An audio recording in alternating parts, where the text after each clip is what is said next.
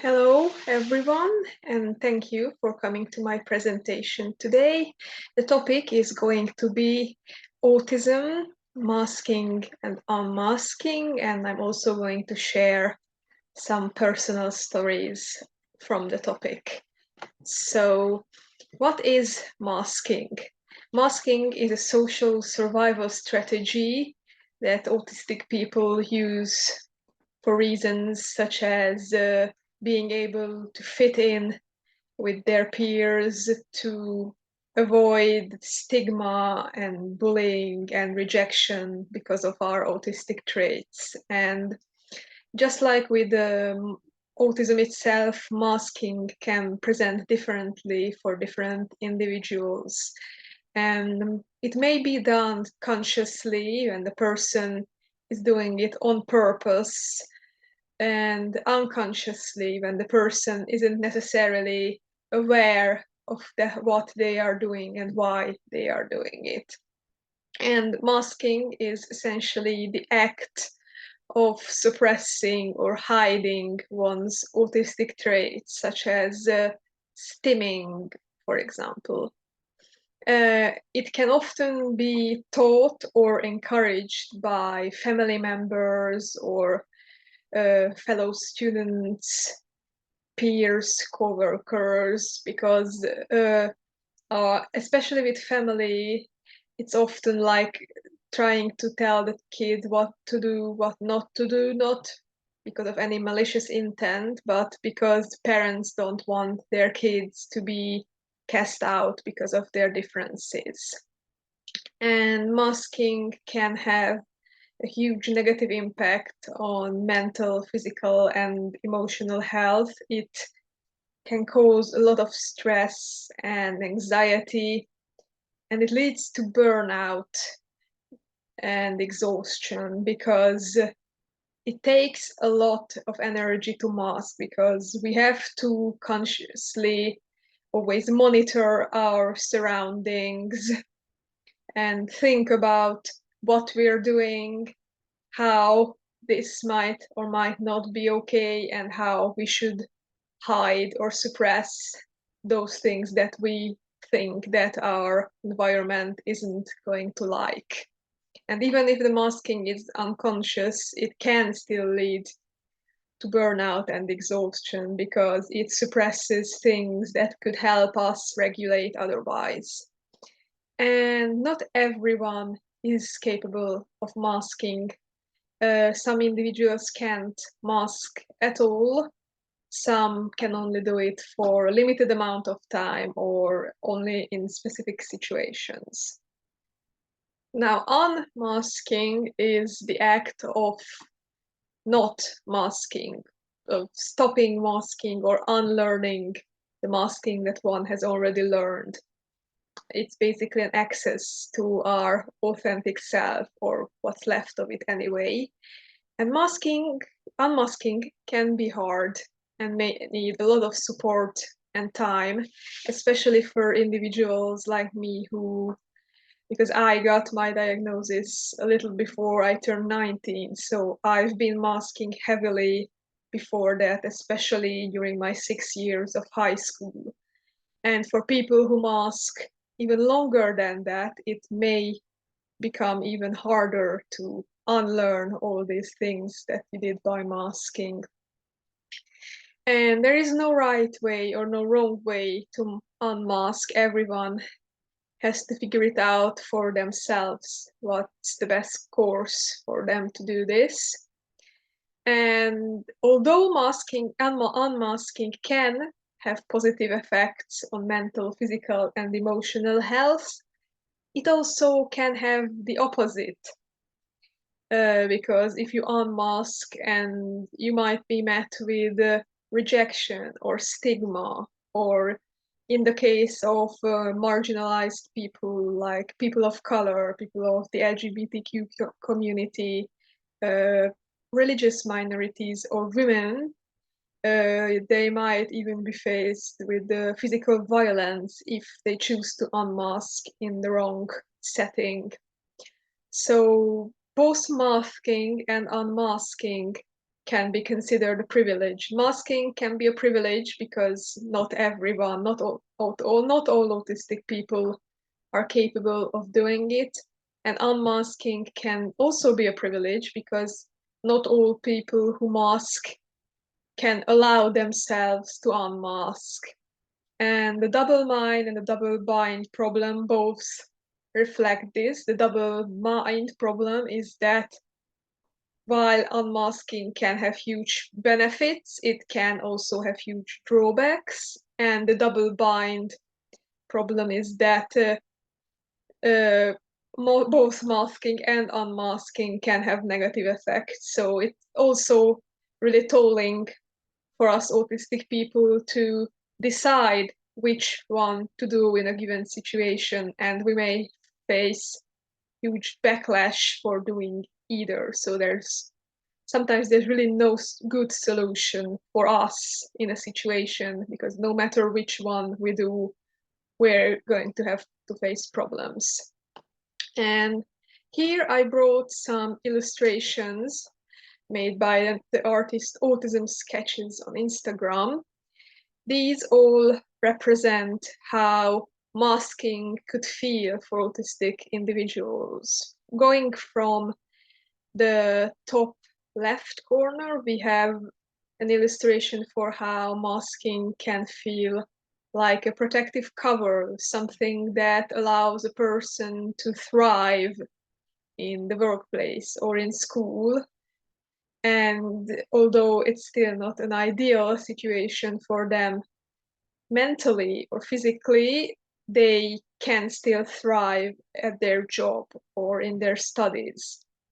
Then next up, at the top middle, we have this sort of pretension that masking is inherently, you have to keep all these bits of information running through your head, and you have to pretend like you're someone else while your real identity is sort of pushed into the background.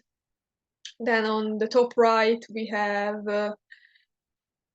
how an autistic person's authentic identity might start to fade away over time if they mask, especially if they mask heavily. This is something that I have experienced during high school, that I only realized after I got my diagnosis, that because I was masking so heavily, trying to fit in and failing to fit in, because even if someone's really good at masking, something is going to feel odd or strange for non-autistic individuals. So after I started unmasking, I could feel that parts of my authentic identity were missing.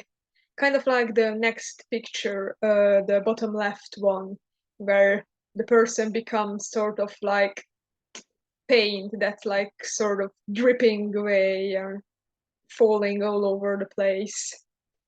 And then there's the bottom middle one, which shows what masking is. It's covering up certain traits so that they're not visible to the outside.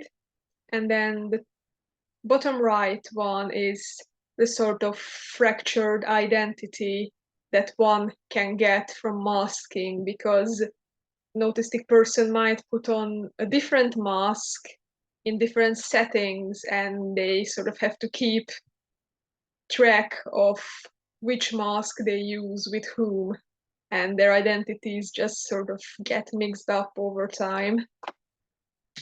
And then here are, from the same artist, illustrations about how unmasking can feel like. The top two ones show the more positive aspect, how it can feel like a breath of fresh air, which I can relate to, because that's how it felt for me when I went to my freshman camp. And the whole time I was there, I was unmasking, and I felt like I could finally breathe after those 6 years in high school. Then the other one shows how unmasking can also let a person blossom. And I really like how despite masking allowing a person to blossom, unmasking just looks more natural and more beautiful, more extensive. And I like how this little character is handing out bouquet of flowers, because it shows that if we can unmask around the right people, it's like we can give some of our authentic selves to those people. And then the two bottom images show the more negative aspects of unmasking, that daunting feeling that one can get even if they're not unmasking. Just the thought of unmasking in the wrong environment can give this daunting feeling, like what if they react really, really badly to who I am, who I really am without the mask. And the other one shows that while masking can be freeing, like getting out of a cage, the outside world that it leads to might be hostile, might be scary. So that freedom has a price, and it's a price that not everyone might want to pay. And my favorite one is the image in the middle, which really encapsulates masking well. It shows that once one takes this mask off, part of their identity, part of their face looks like the mask. They started to become the mask that they presented. And as you can see, there are some colorful bits intact, which can show someone whose identity wasn't completely erased by masking, or it can show someone like me who's slowly regaining parts of their authentic identity once they started unmasking. And as I mentioned before, there's multiple things that autistic people might mask, but I think the two most common ones are stimming, which again can be masked in a lot of ways. One of the biggest ones I used to do in high school was to sit on my hands so I wouldn't be stimming or fidgeting around with them all the time. And another thing that autistic people, another way we might mask is masking communications differences. For example, forcing ourselves to engage in small talk and eye contact, even if it's painful or uncomfortable, or just it doesn't make sense to us. And another one is could be how we mask our special interests, how we try and force ourselves not to talk about them too much or at all, or trying to engage in things that are not our special interests, even if that's really what we want to engage in. And and with unmasking, we can sort of be free to not need to do all these. So to stim freely, to be able to communicate without feeling like we have to make eye contact or small talk. Instead, if we find the right people, they can understand that just because I'm not looking them in the eye doesn't mean I'm not interested, engaged, that I'm not paying attention to them. They know that I am engaged, I'm listening, and I'm interested in what they have to say. And they're also accepting of the fact that I might talk more extensively about certain subjects, but I'm also open, and they know that if it's too much for them, they can let me know, because that can also be a problem for autistic people, that they don't notice if the other people are no longer interested in the subject they're talking about. And speaking of special interests, drawings have been one of mine for quite a while now. And a couple of years ago, I started doing digital drawings, and I brought some of them for this presentation to show how it was while I was masking, how it was once I started unmasking, and how it got better throughout the years. So these are my earliest digital artworks. These were done on phone with fingers, so they were quite hard to make, but they turned out pretty good for my art skills at the time. And as you can see, I tried putting in as many little details as possible because as an autistic person, I'm really detail oriented, and therefore I like to spot details in things, and I also like to add lots of details to the things that I make. And that's also visible here with these little faces. These were also among my earlier experiments with digital art. And as you can see, I experimented with a whole lot of things in these facial structures, skin tone, the shape of the head and the noses and the eyes, and different little extra details like makeup or freckles, scars, facial expressions, eyebrows. And I'm really proud of them because there was a time when I didn't really think I could draw humans well, but these kind of proved that I can. And then here are these little cuties. I also like to draw not just original humanoid characters, but like fantasy creatures. I'm a big fan of fantasy and anything that's like cutesy little creatures in films. And the top left one was my original drawing of this cute little squishy creature, and the other five were also drawn by me, but they weren't my original ideas. They were commissions by friends or other people online. So they basically told me what they wanted their squish to look like, what face it should make, the background details, the colors, everything.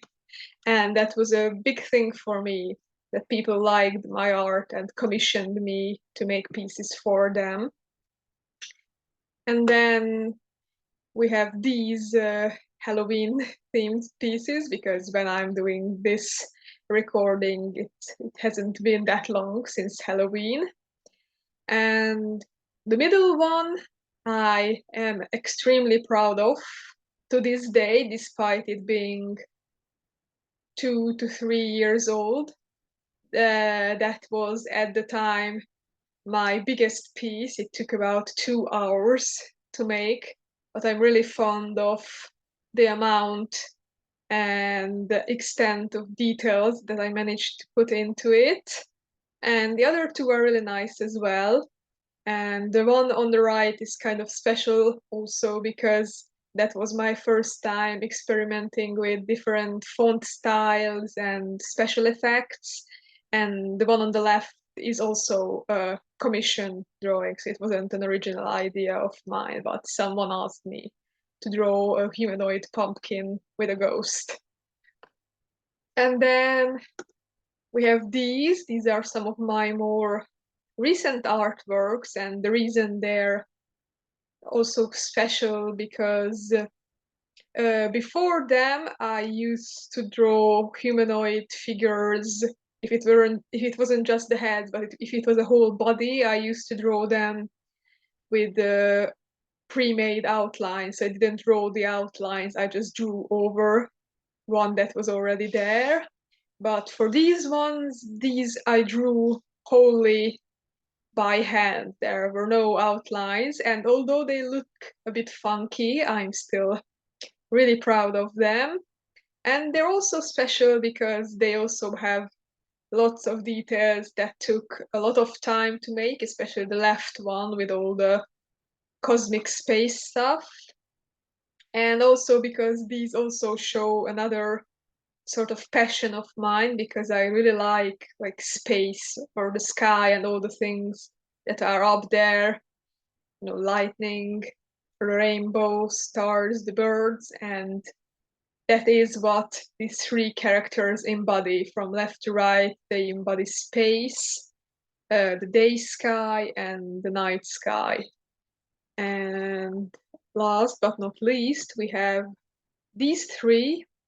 They're part of an ongoing project of mine called Beauty in Diversity, where I portray different humanoid animals who all represent different conditions or um, sort of life situations that both show diversity and they are to represent to children conditions or life situations that might not be talked about that much or that might lead to marginalization, bullying. So basically, these drawings are to spread awareness about the diversity and to showcase just how diverse humanity is through these characters. And these three are specifically from the disability line, and as you can see, physical disabilities.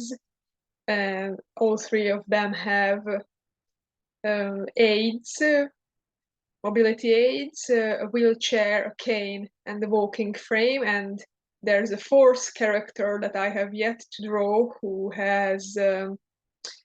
also has a wheelchair, but an electric one.